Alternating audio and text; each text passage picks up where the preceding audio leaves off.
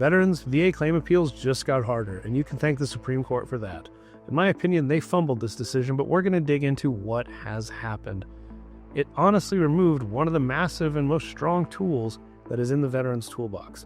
By the end of this video, you'll understand what the Supreme Court ruling was about, the context of all the VA case precedents that are involved in this, and furthermore, what it means for your claim strategy going forward. And what this decision is doing is it's making it harder for the veteran to challenge VA denials. They misconstrue evidence, they don't consider evidence. There's many things that go wrong. But ultimately, when we do an appeal, the expectation is that the VA will review all the facts of this particular case or claim as they are new. This is called de novo in the legal sense. That was what this case was about. The case at hand is Bufkin v. Collins. And we're going to dig into more details on that. But before we do, I think you need to understand some of the context that goes into the background of this, right? What is the benefit of the doubt doctrine, which is ultimately what this is all about? There's some key case law that shaped this doctrine.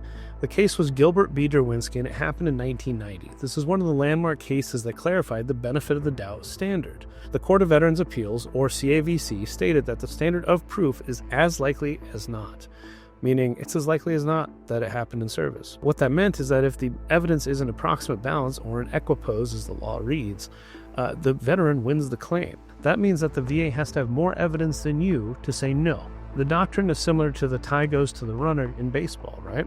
Now, there's more cases that follow on and kind of add layers of nuance to this. Let's go to Ortiz v. Principi in 2001.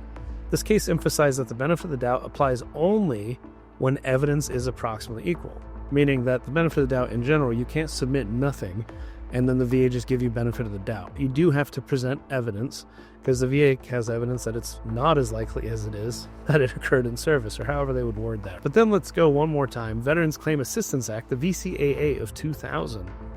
This wasn't a court case, but the VCAA strengthened the obligation of the VA to assist claimants in developing their claims and ensuring the benefit of the doubt doctrine and standard was properly applied. Now, how this was applied: if positive and negative evidence are in equipoise or equal, then the claim has to go to the veteran. The VA has to approve it. This all sounds positive, right? You're like, why is this a bad thing for veterans? Well, this was good stuff. But we all know that there's a massive hazing culture around if you go to sick call, if you get taken care of, if you're hurt, if you're broke, if you're on profile. Those are all things that are shamed heavily. It's a scarlet letter in the military, regardless of what branch you're in or what job you did. So the benefit of the doubt makes sense, because more often than not, all a veteran has to rely upon is lay statements, testimony, eyewitness accounts. And even if you were hurt, it's not like your doc, after he gave you the silver bullet on a ruck march, wrote somewhere that, hey, Private so-and-so, Joe Snuffy, he got the silver bullet, had a heat cap. That doesn't happen. And depending when you served, even if you went to the hospital, that didn't happen. So this benefit of the doubt doctrine was a sweeping necessity for veterans to even be considered, for the way that most veterans cases end up being stacked. So let's get into the nitty-gritty. This Supreme Court case affects how veterans' disability claims are reviewed. It focuses on the benefit of the doubt rule, as we've just talked about how it was brought into being, and that's meant to tip the scale in favor of veterans. But this ruling makes it harder for veterans, and the VA decisions now get more deference. What do I mean by deference? It means that, in general, from now on, when you do an appeal, when you do a board appeal, when you do a higher level review, they're going to defer to previous decisions made by the VA unless there is a clear and unmistakable error, which used to be its own thing, but now it's becoming the burden of proof of the veteran to find that there is a clear and unmistakable error prior to this appeal even being considered.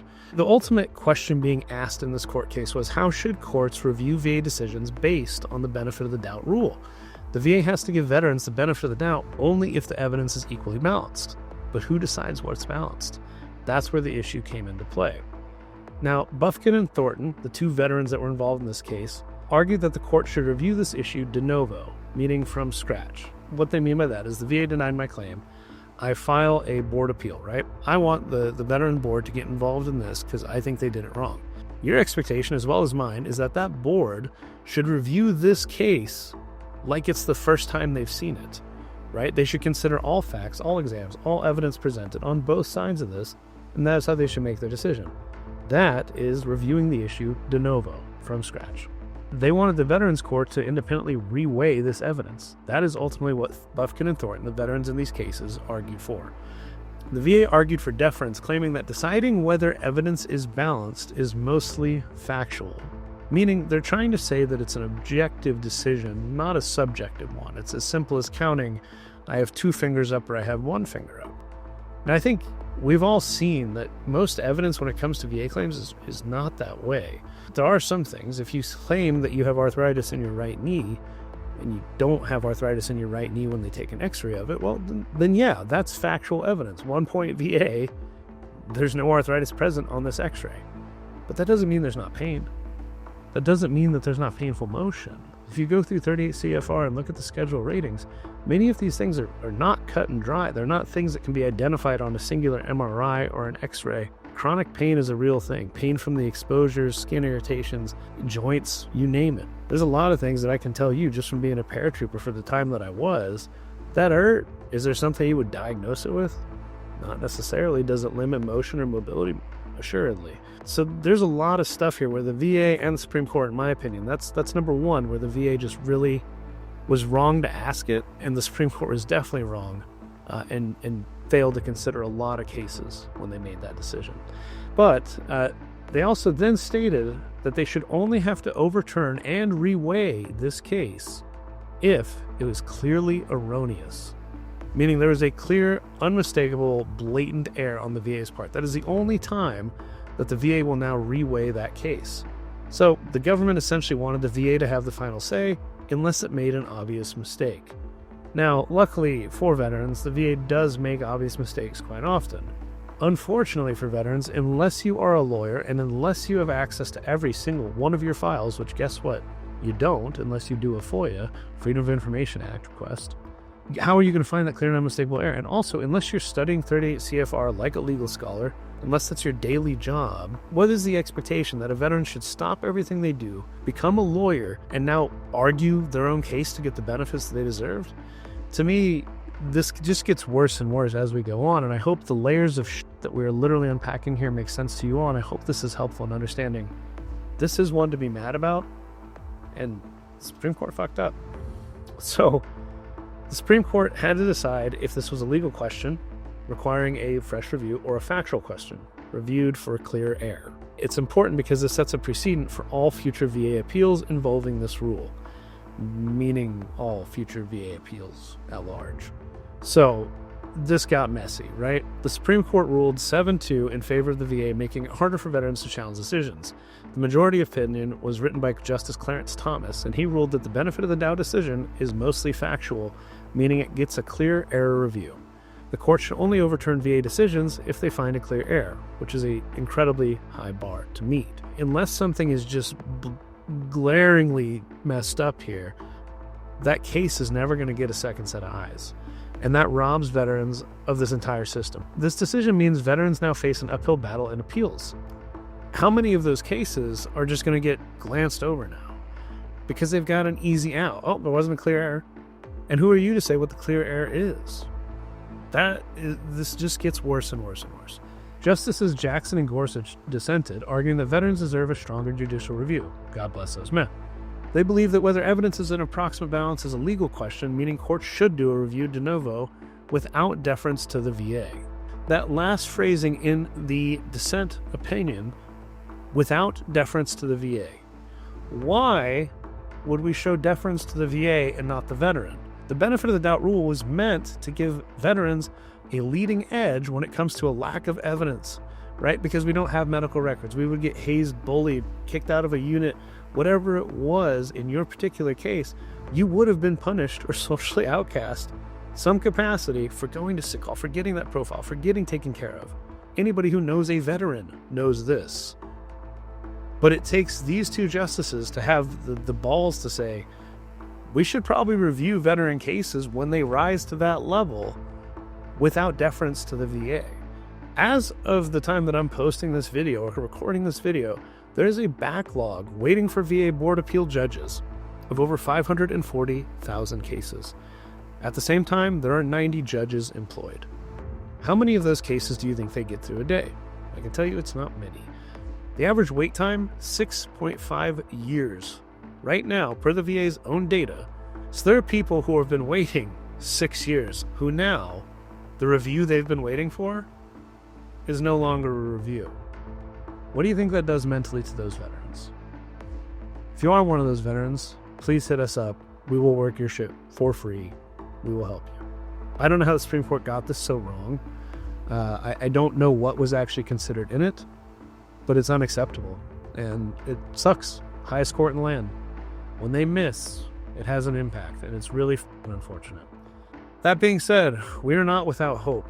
When we compare this issue to other legal decisions that the courts review without deference, like probable cause and search warrants, right? They don't give deference to the police. They review it de novo, right? They don't say, well, the cop, thought it was good. Let's see if he made a clear error.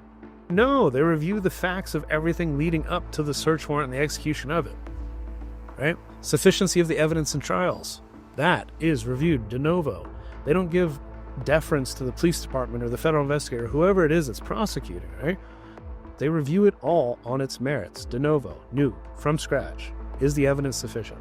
This is the one case where they said, well, you know what? We should actually just let the very proven incompetent federal agency decide. Let them review their own work. And unless they think they messed up, it's fine.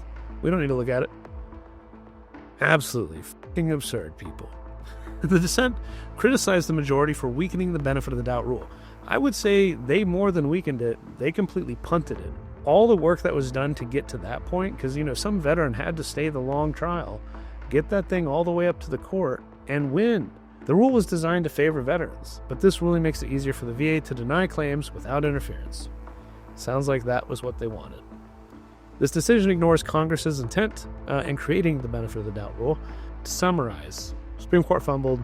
It's harder now. You're not getting a new review of your case on the merits of it. What can we do from here? Well, you need to get your claims airtight. Your statement in support of the claim matters more than ever now. Your lay statements and buddy statements, they matter more than ever now. Packaging your evidence matters more than ever now. Getting a diagnosis from a VA primary care or from your private provider matters more than ever now. Now, I'll notate this. Do not do the doctor in a box. Do not go to a doc in a box firm. Do not pay somebody a percentage of your back pay. Do not pay somebody a multiple of your increase so that you can talk to one of their in-network doctors and they can say it's as likely as not that this veteran's injury X occurred in service. Don't do it. M21-1, that is the policy that the VA must follow when it comes to adjudicating claims. It talks about how the VA evaluates evidence from doctors. If they're not your primary care, if they haven't been seeing you for a while, if they don't reside in the same zip code as you or even near you, the VA knows these things. They're not dumb. They know when it's a doc in a box because they've seen that doctor's signature 2,000 times prior. It's silly to think otherwise. The companies that do that are not doing right by the veteran. They're not helping the veteran. It's going the way of the dodo bird. On top of the doc in a box not being a model that is working, the Veterans Benefits Improvement Act of 2024 states this. The Act updates procedures related to the publishing of VA disability questionnaire forms, otherwise known as the DBQ. Specifically, the VA does not have to publish certain forms if it determines the form could not reasonably be completed to a clinically acceptable standard by someone who is not an employee or a contractor of the VA. Now, why do you think they would do that? It's because they're getting these DBQs in and they know that that doctor hasn't had the time to review your records. What matters so much more is having a prepared and packaged claim that references and leverages medical etiology, the VA case laws that are mentioned here. All this being said, you need to have your shit together. The lay statements, the buddy letters, your medical etiology, the research that goes into backing how your claims are connected to service, and everything in between. At this point, and from this point going forward, if you do not connect all the dots for the VA, I can tell you your claims either get lost in the sauce and take a year or more to deal with, or you're just going to get denied. Keep in mind, what we've just talked about in this video, one of the biggest tools in your toolbox just got removed. So what do we need to do? Well, if we get denied, you need to understand why you're denied. We'll make a whole video on strategies of how to handle denials and deal with that stuff. But in essence, if you get denied, you need to understand why. Was it because they doubt the service connection because they're doubting that you have the issue? Or is it because they're doubting that the symptoms are bad enough, right? Now, more often than not, it's a service connection issue or it's a having the disability issue. You can get a diagnosis to deal with the disability part, right? The service connection part becomes the biggest sticking point for almost 99.9% of veterans that we see. How do we walk through that? We package the evidence. We understand your service history, right? We tie it all together. That's why we built VetClaims.ai. And I really hope that you get a call with my team to help you get the rating that you deserve. And whether you're already at 100% or you already have the rating that you deserve, or this is your first time meeting me, Luke Simoner, the CEO and founder of VetClaims.ai, I hope this video helped you understand what the Supreme Court decision means for veterans, where the Supreme Court fumbled it, what we should be pretty pissed off about, and how we need to go forward helping our brothers and sisters in arms get their claims prepared. This makes a difference, and it changes the game. So thank you for tuning in, and to learn more, go to VetClaims.ai.